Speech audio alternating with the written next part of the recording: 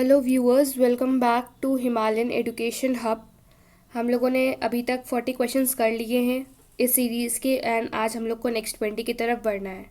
Hopefully those were informative for you. चलिए आज अगले क्वेश्चंस की तरफ बढ़ते हैं। Which is the second nearest star to the earth after the sun?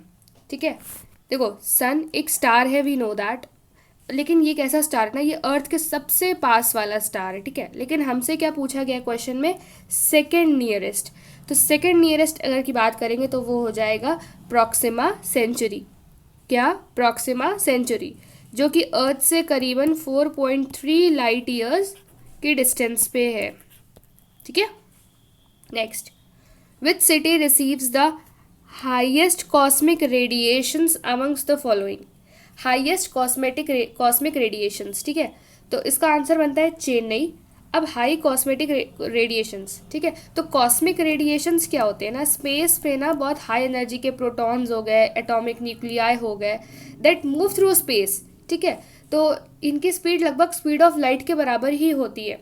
ठीक है, तो ये रेडिएशंस होते हैं, ये प्लैनेट्स पे आ जाते हैं, अर्थ पे भी आते हैं। तो जो इंडिया की बात करें तो ये चेन्नई में सबसे ज़्यादा होता है।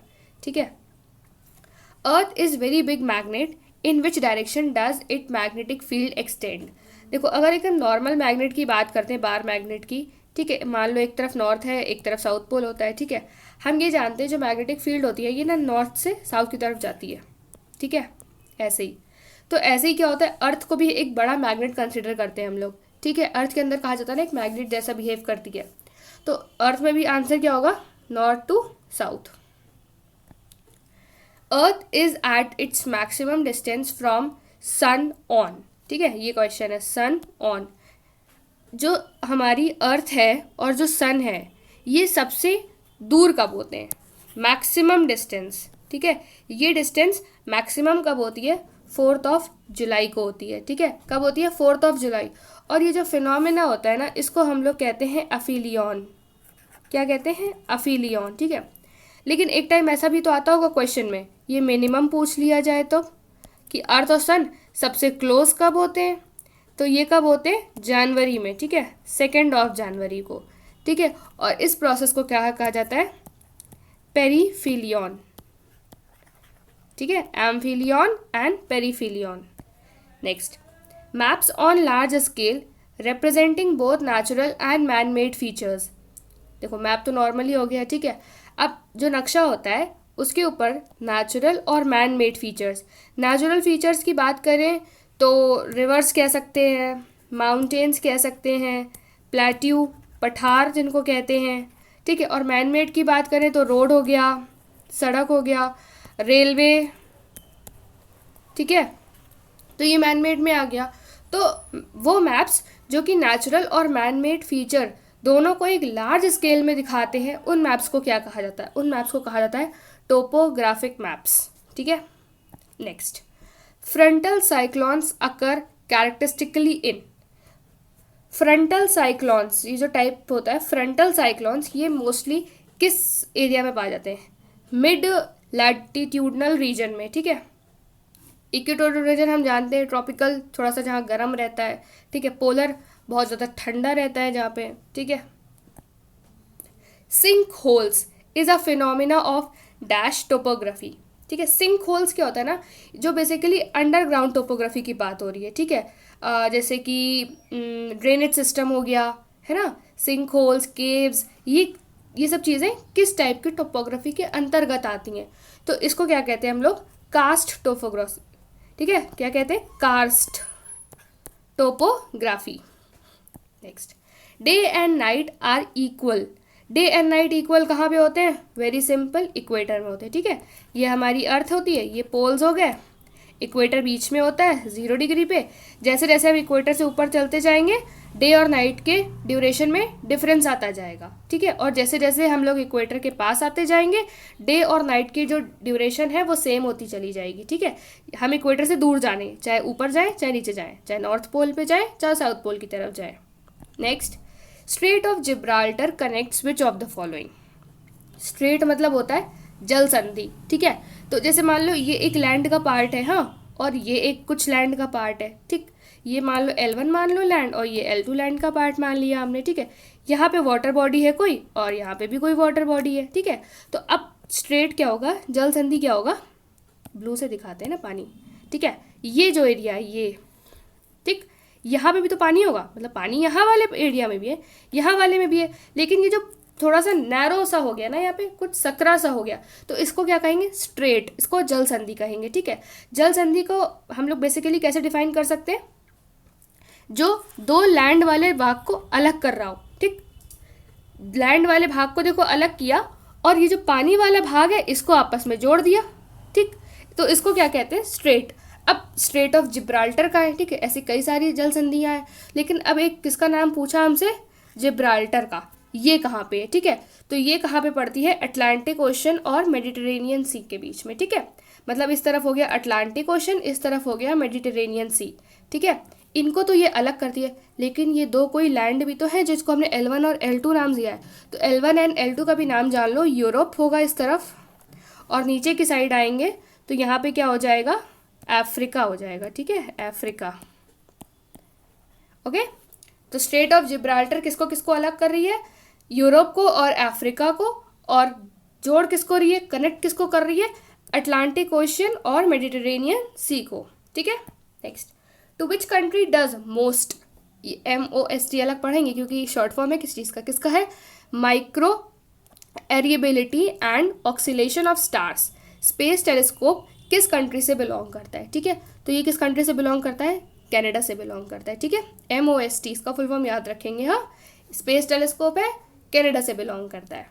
नेक्स्ट, काकोरी ट्रेन रॉबरी आता होगा वैसे सबको, किस ईयर में हुई थी, ठीक है। तो ईयर तो 1925 है, लेकिन चलो हम डेट भी याद कर लेते हैं, ठीक है। 9 अगस्त को हुई थी, ठीक है। किसके द्वारा, ये HR पार्टी का फॉर्मेशन हुआ था, ये सब उन्हीं के मेंबर्स के द्वारा हुई थी।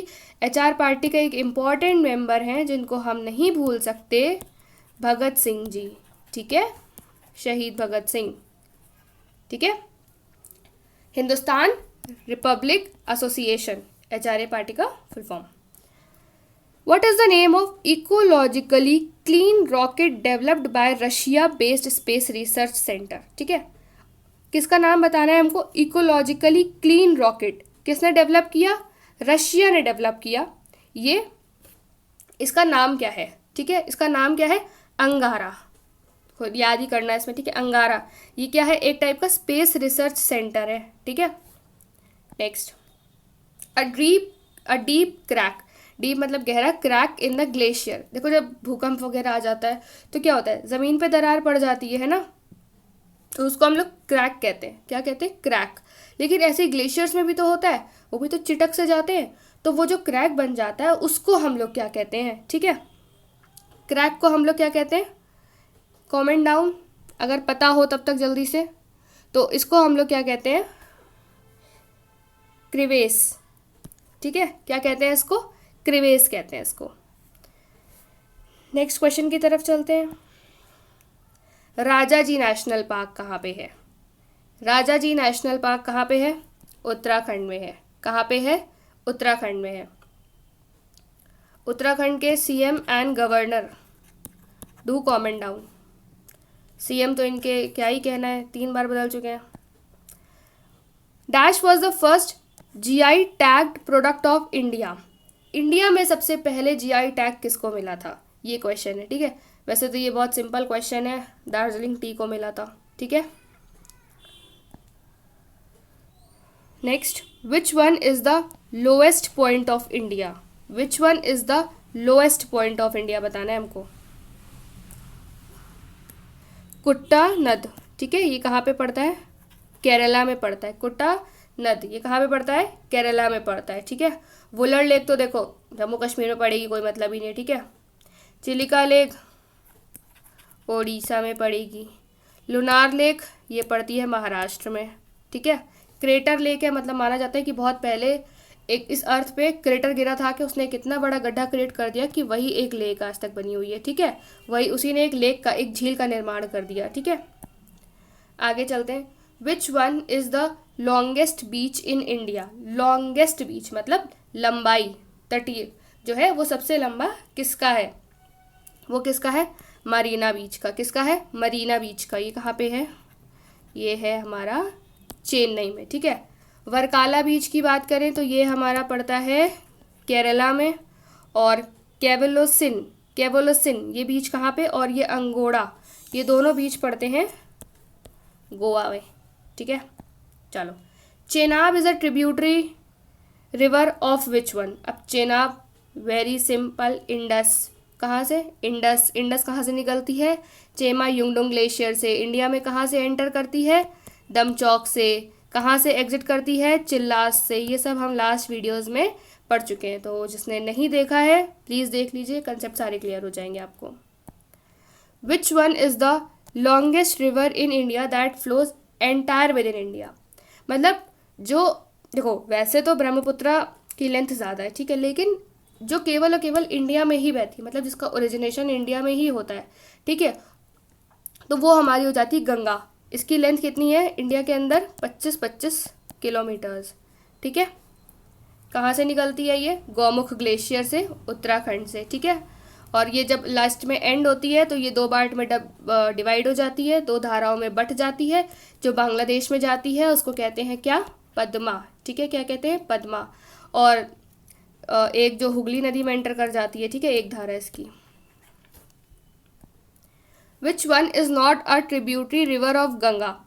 गंगा की ट्रिब्यूटरी नहीं है, गंगा की ट्रिब्यूटरी नहीं है। गोमती, कोशी, सोन, ये तो है। महानदी नहीं है, महानदी नहीं है। महानदी अगर देखा जाए तो कहाँ से निकलती है ये?